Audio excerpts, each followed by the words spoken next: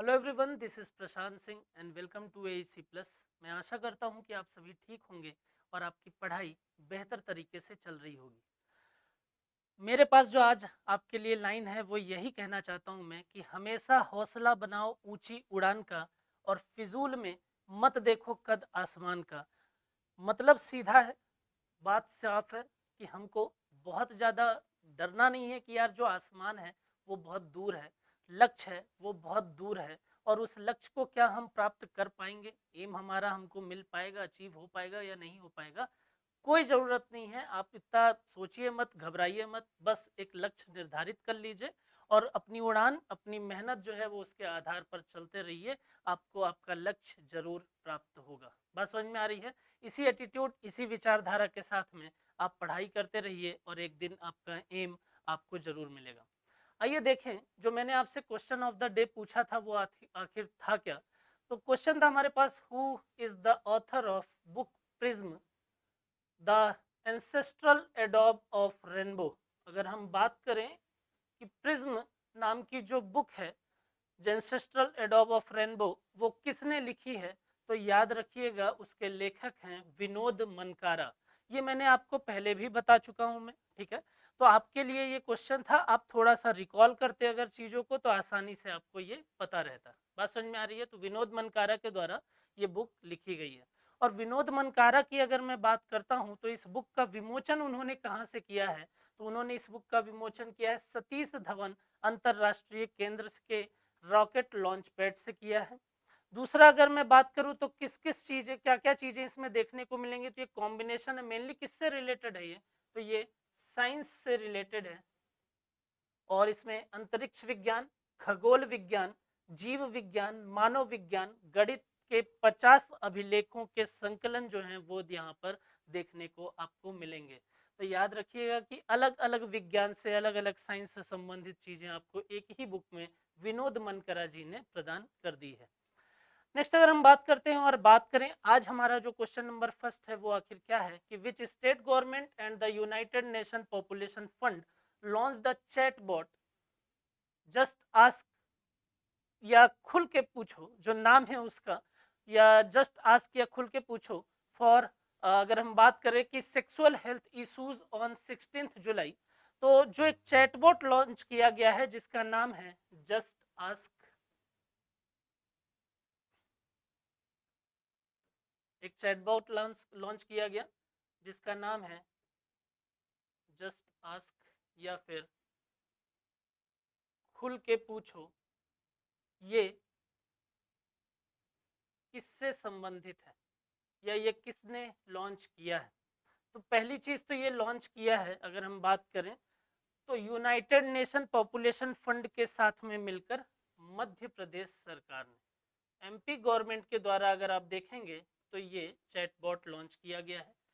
सबसे जरूरी चीज इसमें याद रखिए कि ये आर्टिफिशियल इंटेलिजेंस पर बेस्ड टेक्नोलॉजी है।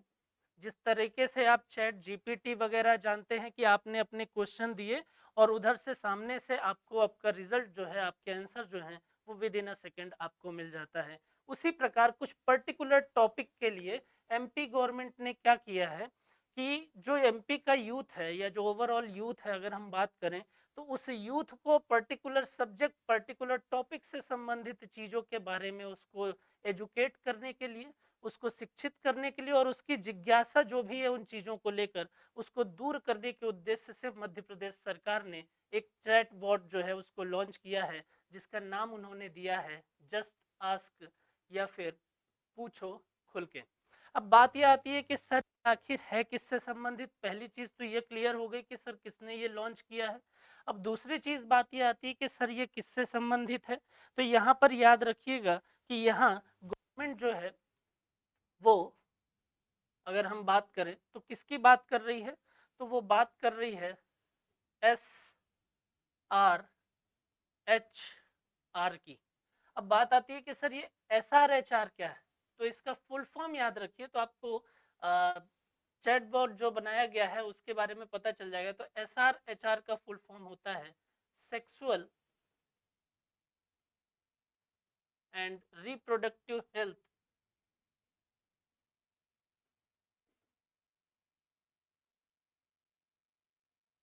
Health and rights. तो यहाँ पर याद रखिएगा कि मध्य प्रदेश सरकार के द्वारा जो युवा हैं उन युवा को SR HR से संबंधित जानकारी प्रदान करने के उद्देश्य से, या आप ऐसा समझ लीजिए इसको, अगर मैं आसान भाषा में समझाऊं तो युवा के मन में, बच्चों के मन में, एक आयु से ऊपर जो बच्चे हैं उनके मन में जो एक जिज्ञासा है, जो एक प्रश्न है जिसको वो अपने पेरेंट्स से डिस्कस नहीं कर सकते, जिससे वो उनसे डिस्कस करने में उनको हेजिटेशन होता है, वहां पर उन सभी प्रकार के प्रश्नों के उत्तर को देने के लिए मध्य प्रदेश सरकार ने एक युवा को शिक्षित करने के उद्देश्य से किस फील्ड में, sexual and reproductive health and rights के बारे में जागरूक करने के उद्देश्य से मध्य प्रदेश सरकार ने एक चैटबॉट लॉन्च किया। बात समझ में आ रही है? तो उसका टॉपिक क्या है तो आपको याद रखना पड़ेगा, SR HR को ज़्यादा से ज़्यादा युवाओं को उसके बारे में बताने के लिए और उस फील्ड से रिलेटेड उनको एजुकेट करने के लिए ये चैटबॉट जो है वो काम कर रहा है, sexual and reproductive health and rights. बात समझ में आ रही है? तो इसके बारे में याद रखिएगा। क्वेश्चन नंबर सेकंड की अगर मैं बात करूं, who has been appointed as the new chairman of Uttar Pradesh electricity regulatory commission. Be frankly, सिर्फ नाम ही याद रखिए, आपको बहुत ज़्यादा आवश्यक नहीं है, लेकिन सिर्फ नाम याद रखिए। कभी कभी पूछ सकता है कि सर किसे अभी उत्तर प्रदेश इलेक्ट्रिसिटी रेगुलेटरी कमीशन का नया चेयरमैन जो है वो अपॉइंट किया गया है, तो आप उनका नाम याद रखिए कि उनका नाम है अरविंद कुमार। तो हाल ही में अरविंद कुमार को यूपी इलेक्ट्रिसिटी रेगुलेटरी कमीशन का चेयरमैन अपॉइंट किया गया 15 जुलाई को। अब बात यह आती है कि सर ये कब तक रहेंगे, तो यहाँ पर याद रखना है कि जो अरविंद कुमार हैं वो कब तक कार्यकाल में रहेंगे, तो याद रखिए या तो 5 साल तक और या फिर 65 ईयर। क्वेश्चन ये उठता है कि सर इसका क्या मतलब है, या तो 5 साल तक या तो 65 ईयर। तो याद रखिएगा कि या तो 5 साल उनकी सर्विस पूरी हो जाए या फिर उनकी एज 65 ईयर हो जाए, इनमें से जो भी पहले हो जाएगा उसमें उनको रिटायर कर दिया जाएगा। बात समझ में आ रही है? चलिए क्वेश्चन नंबर थर्ड की अगर बात करें तो which country will host the global food regulator summit. Global food regulator summit 2023, ये कौन सा देश है जो इसकी मेजबानी करेगा, और उस देश का नाम है इंडिया। न्यू दिल्ली में ये समिट जो है वो होने वाली है। अगर मैं यहाँ पर बात करूँ तो नई दिल्ली में इस शिखर सम्मेलन को मतलब मेजबानी जो है वो नई दिल्ली में भारत जो है वो करेगा इसकी मेजबानी। इसमें एक इंटरेस्टिंग चीज ये है कि ये जो सम्मेलन है, अगर हम बात करें तो इस सम्मेलन के बारे में ये बोला जा रहा है कि पहली बार ही है कि ये समिट इटली के बाहर हो रही। बात समझ में आ रही है? तो भारत के बढ़ते हुए वर्चस्व को आप देख सकते हैं।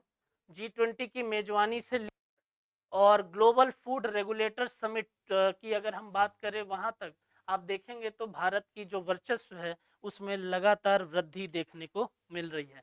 तो ये याद रखना है कि पहली बार ही है कि यहाँ पर क्या देखने को मिल रहा है कि ये इटली के बाहर हो रहा है। बात समझ में आ रही है? अब बात ये आती है कि सर ये समिट में होगा क्या। तो डिफरेंट डिफरेंट अगर मैं यहाँ पर बात करूँ तो विभिन्न देशों के, याद रखना है कि डिफरेंट डिफरेंट कंट्री के जो भी फूड रेगुलेटर्स हैं, है ना, विभिन्न देशों के फूड रेगुलेटर्स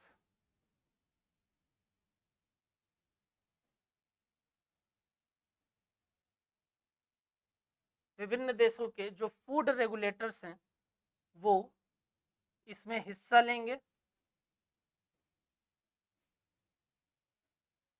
ठीक है, तो ये याद रखना है कि सर इसमें क्या होगा, कौन इसके सदस्य होंगे, कौन इसमें भाग लेगा।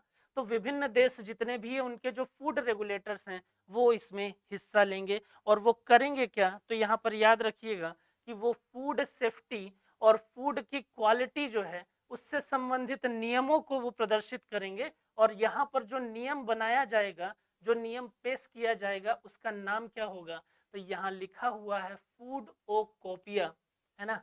तो यहाँ याद रखिएगा कि फूड ओ कॉपिया, यहाँ याद रखिए कि ये जो फूड ओ कॉपिया है ये क्या है, ये फूड के संबंधित या फूड से संबंधित जो फूड सेफ्टी है या फूड जो क्वालिटी है उससे संबंधित ये नियम है और ये भारत के द्वारा यहाँ पर इस समिट में समिट में पेश किया जाएगा। और इसको क्या बोल रहे हैं कि फूड सेफ्टी एंड क्वालिटी से संबंधित नियम। बात समझ में आ रही है? ये क्या है? ये फूड सेफ्टी एंड क्वालिटी से संबंधित नियम है जो फूडोकोपिया के नाम से जाना जा रहा है। तो आपको इतनी बात क्लियर हो गई है कि which country will host the global food regulator summit 2023।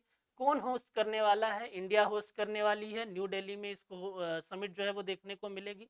दूसरा, अगर हम बात करें तो यहाँ पर फूड सेफ्टी और क्वालिटी से संबंधित जो नियम है वो बनाए जाएंगे, उसको पेश किया जाएगा और उसका नाम क्या दिया? फूडोकोपिया नाम दिया गया है। विभिन्न देशों के जो फूड रेगुलेटर्स हैं वो यहाँ पर शामिल होंगे। बात समझ में आ रही है? और इस समिट का, इस ऑर्गेनाइजेशन जो है उसको इस समिट को कौन ऑर्गेनाइज्ड करने वाला है? तो याद रखिए, उसको ऑर्गेनाइज करने वाला है FSSAI। बात समझ में आ रही है? तो अगर मैं यहाँ पर बोलूँ तो याद रखेंगे, इट इज ऑर्गेनाइज्ड बाय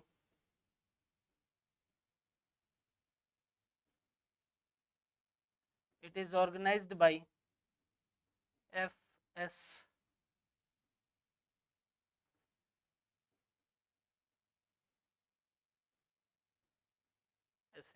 बात समझ में आ रही है? इसमें इतनी चीजों को आपको याद रखना पड़ेगा।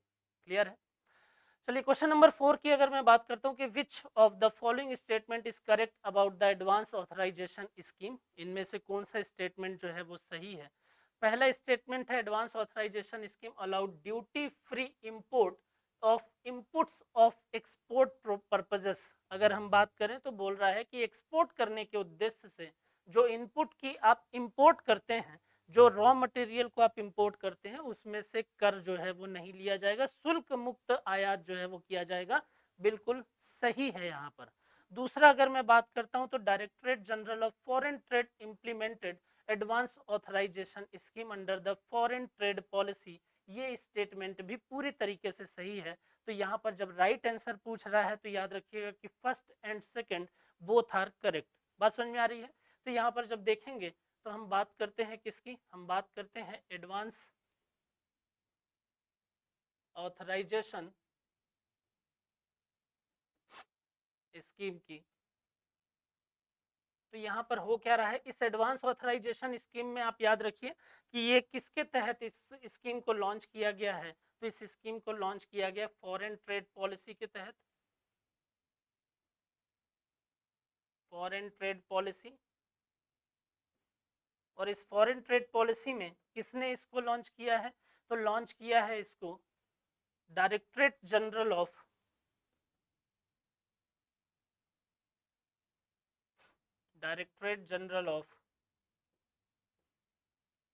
फॉरेन ट्रेड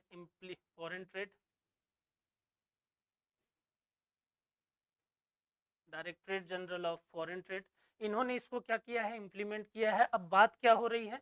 तो इस स्कीम के तहत ये बोला जा रहा है कि हम दूसरी कंट्री से जो भी इंपोर्ट करने वाले हैं, और इंपोर्ट मतलब क्या? तो यहाँ पर हम जो रॉ मटेरियल इंपोर्ट करने वाले हैं, उस रॉ मटेरियल पर, क्योंकि इस रॉ मटेरियल का यूज कहाँ पर किया जाएगा? चीज़ों को प्रोसेस्ड करने में। और ये प्रोसेस्ड फूड क्या की जाएंगी? ये की जाएंगी एक्सपोर्ट।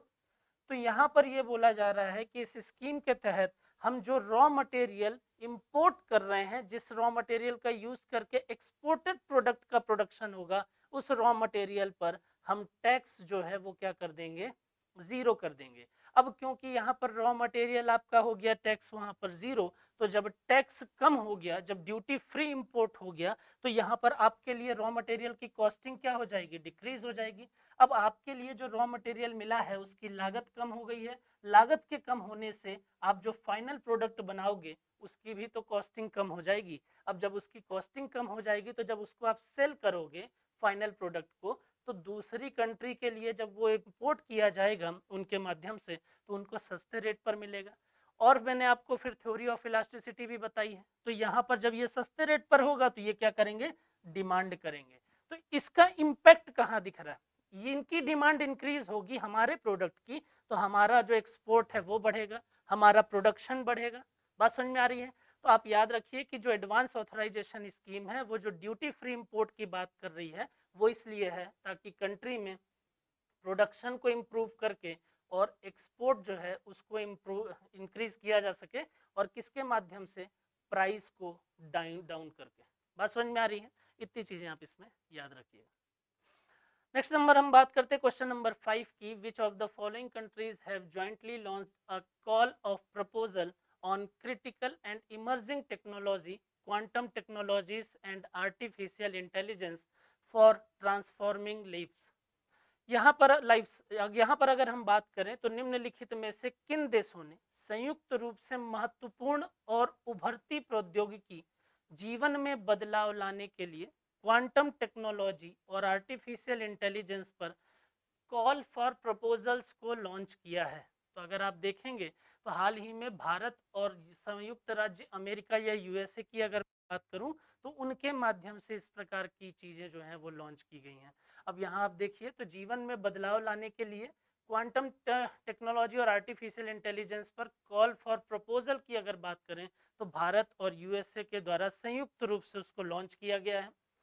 अगर बात करेंगे तो अमेरिकी ऊर्जा विभाग के सचिव अगर हम बात करें जेनिफर एम ग्रैन होम्स की, तो उन्होंने 18 जुलाई 2023 को जो हमारे केंद्रीय राज्य मंत्री हैं विज्ञान और प्रौद्योगिकी के, जिनका नाम है जितेंद्र सिंह, उनसे मुलाकात भी की है इसी उद्देश्य से, इसी विषय के उपलक्ष्य में। बात समझ में आ रही है? तो ये याद रखिएगा। क्वेश्चन नंबर 6 की अगर हम बात करते हैं तो यहाँ बोल रहा है कि how many opposition parties have formed India. India का यहाँ पर फुल फॉर्म आप देखेंगे तो Indian national development inclusive alliance है ये, to fight the Lok Sabha election. यहाँ पर इंडिया बोले सर हम इंडिया का मतलब तो एक ही जानते थे, लेकिन यहाँ पर उसी इंडिया में अलग अलग जगहों पर जो भी पार्टीज काम कर रही हैं वो सिर्फ एक लीडर को हराने के लिए 2019 में भी इसका संक्षिप्त रूप ही बोल सकते हैं कि देखा गया था, और 2024 के लिए भी अगर आप देखेंगे तो आपको यहाँ इंडिया जो है वो दिखाई देगा। और इंडिया का मतलब क्या बोल रहे हैं तो इंडियन नेशनल डेवलपमेंट